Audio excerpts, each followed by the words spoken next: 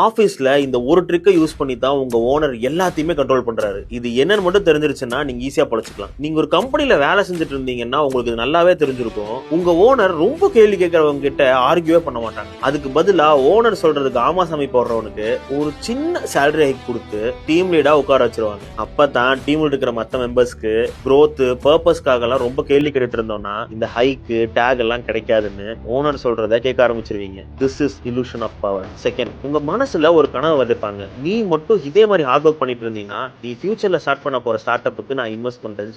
இதுக்கு மட்டும் நீங்க வாயை பிளந்துட்டீங்க, சோலி முடிஞ்சு. ஏன்னா அவங்க உங்களுக்கு ட்ரீமை கொடுக்கல, உங்க ட்ரீமை உங்களுக்கு எதிராகவே திருப்புறாங்க. ஸோ இந்த மாதிரியான என்வாயன்மெண்ட்டை நீங்க என்ன பண்ணணும்னு தெரிஞ்சுக்கோங்க. ஒபே பண்றதுக்கு ப்ரையாரிட்டி கொடுக்கறத விட அப்சர்வ் பண்றதுக்கு ப்ரையாரிட்டி கொடுக்கு. இந்த டைட்டில் லேடர்ல எல்லாம் மயங்காம ஸ்கில்ஸ் சேஸ் பண்ணுங்க. கை தட்டுற கோஷ்டிக்கு ஏமாறாம உஷாரா இருங்க. ஏன்னா ஓனர்ஸ் எப்படி யோசிக்கிறாங்கன்னு நீங்க தெரிஞ்சுக்கிட்டீங்கன்னா அவங்க உங்களை கண்ட்ரோல் பண்ற விதத்தை புரிஞ்சுக்கலாம். அது மட்டும் உங்களுக்கு புரிஞ்சிருச்சுனாலே you become uncontrollable. Because power doesn't come from money. It comes from knowing the psychology behind it. So தெரிஞ்சுக்கோங்க. இது தெரியாம ஆமாசாமி போட்டு இருக்க கலியை ஷேர் பண்ணுங்க.